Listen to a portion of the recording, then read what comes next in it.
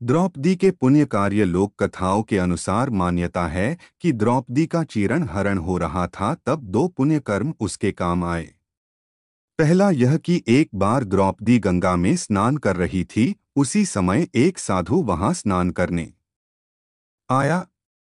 स्नान करते समय साधु की लंगोट पानी में बह गई और वह इस अवस्था में बाहर कैसे निकले, इस कारण वह एक झाड़ी के पीछे छिप गया। द्रौपदी ने साधु को इस अवस्था में देख अपनी साड़ी से लंगोट के बराबर कोना फाड़कर उसे दे दिया। साधु ने प्रसन्न होकर द्रौपदी को आशीर्वाद दिया। दूसरा यह कि एक अन्य कथा के अनुसार जब श्री कृष्ण द्वारा सुदर्शन चक्र से शिशुपाल का वध किया गया, उस समय श्री कृष्ण की अंगुली भी कट गई थी। अंगुली कटने पर श्री कृष्ण का रक्त बहने लगा।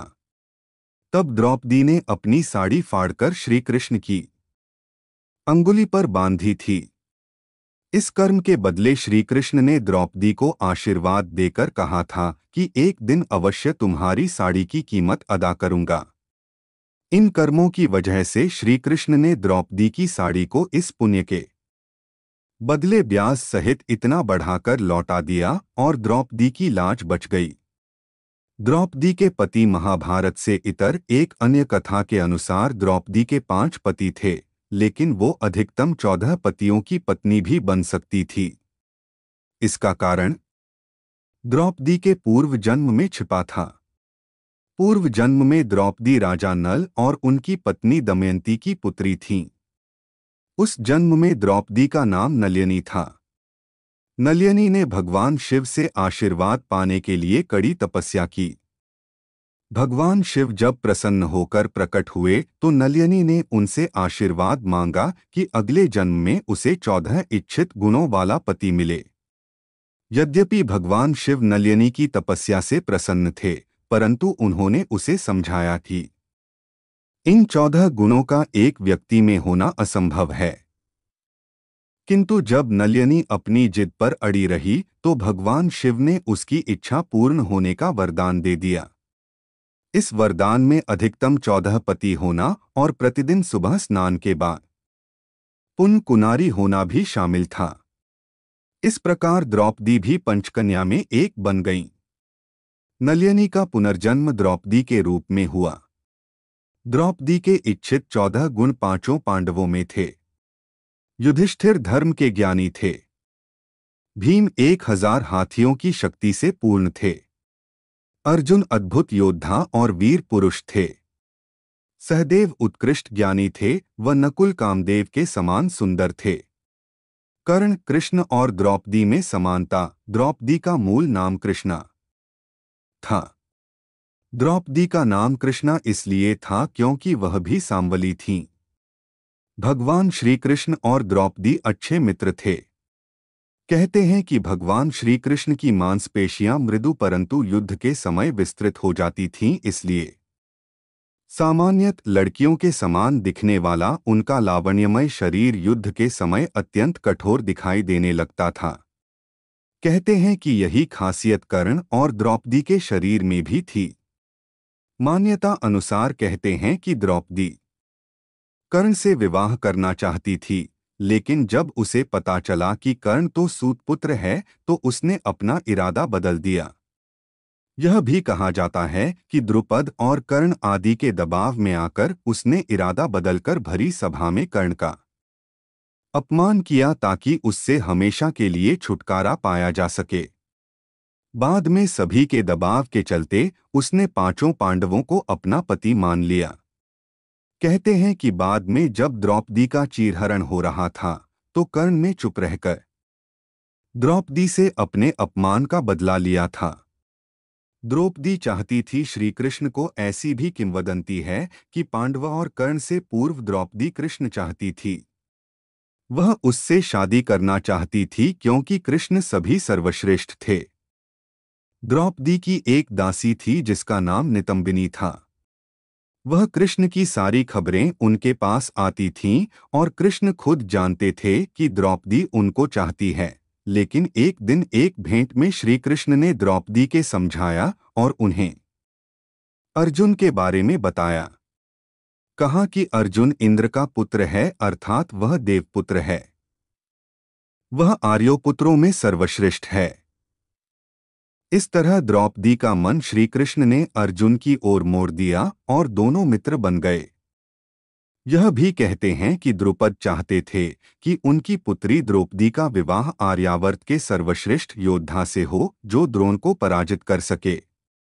उन्होंने सबसे पहले अर्जुन के बारे में सोचा, परंतु उनको पता चला कि अर्जुन की मृत्यु वारणावत में अग्निकांड में हो गई है, इसलिए उन्होंने दूसरे योद्धाओं के बारे में विचार किया। तब उनका ध्यान यादवों के एक छत्र नेता कृष्ण की ओर गया। उन्होंने कृष्ण को पांचाल आमंत्रित किया और उनके आने पर उनसे अपनी पुत्री द्रौपदी का पाणिग्रहण करने की प्रार्थना की।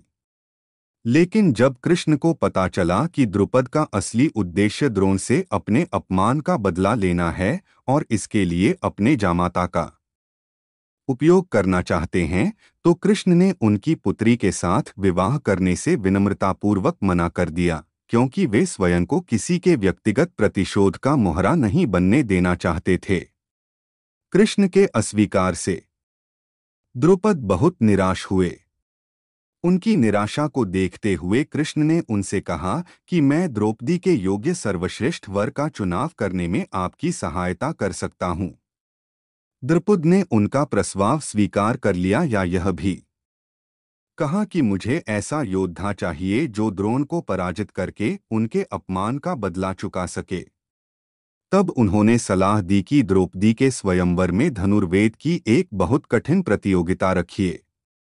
जो उस प्रतियोगिता में विजयी होगा वह सर्वश्रेष्ठ धनुर्धर होगा। उसके साथ द्रौपदी का विवाह करके आप अपनी इच्छा पूर्ण कर सकते हैं। इसके बाद की कहानी तो आपको पता ही है। डॉ राम मनोहर लोहिया अपने एक लेख में कहते हैं कि महाभारत का नायक कृष्ण और नायिका कृष्णा द्रौपदी। द्रौपदी तो कृष्ण के लायक ही थी। अर्जुन समेत पांचों पांडव उसके सामने फीके थे। कृष्ण और कृष्णा का यह संबंध राधा और कृष्ण के संबंध से कम नहीं। राधा तो कृष्ण के साथ बचपन में ही रही थी, इसके बाद तो उसका कृष्ण से कोई संबंध नहीं रहा। कहते हैं कि वर्षों बाद राधा बस एक बार वह द्वारिका आई थी, फिर उसके बाद उनकी कभी मुलाकात नहीं हुई। द्रौपदी का श्री कृष्ण से संबंध बहुत ही आत्मीय था, लेकिन भक्ति काल के कवियों ने इसकी उपेक्षा की और राधा को ज्यादा महत्व दिया। द्रौपदी का जीवन द्रौपदी ने 5 पुरुषों से विवाह किया था। भरी सभा में उसका चिरहरण हुआ। मत्स्य वंश के राजा कीचक ने द्रौपदी के साथ जबरदस्ती करना चाही थी। बाद में सभी पांडवों ने अन्य महिलाओं से विवाह करके अपन अलग परिवार बसा लिया था। द्रौपदी ऐसे समय अकेली रह गई थी। पांडवों से द्रौपदी के 5 पुत्र हुए। अज्ञातवास के दौरान जब द्रौपदी को रानी सुदेशना की दासी बनना पड़ा था। कहते हैं कि द्रौपदी का जन्म यज्ञ से हुआ था, इसीलिए उसे याज्ञनी कहा जाता था। द्रौपदी को पंचकन्याओं में शामिल किया गया है। पुराणानुसार 5 स्त्रियां विवाहिता होने पर भी कन्याओं के समान ही पवित्र मानी गई हैं। अहिल्या, द्रौपदी, कुंती, तारा और मंदोदरी। द्रौपदी ने 5 लोगों को डोट अपना पति बनाया था, जो कि एक बहुत ही बड़ा कदम था। 5 पुरुषों से विवाह करने के बाद भी द्रौपदी ने अपनी पवित्रता और चरित्र को समाज के समक्ष सही सिद्ध किया। कहते हैं कि द्रौपदी के कारण ही महाभारत का युद्ध हुआ था। द्रौपदी का संपूर्ण जीवन उथल पुथल भरा रहा है। 5 पुरुषों से विवाह करने के बाद भी द्रौपदी खुद को अकेली ही महसूस करती थीं, क्योंकि सभी पांडवों ने अपनी अलग अलग पत्नियां कर ली थीं, जो उन्हीं में रमे रहते थे। सबसे बड़ी त्रासदी द्रौपदी के साथ तब हुई जब युद्ध के अंत में उसके सभी पुत्रों को सोते समय अश्वत्थामा ने मार दिए।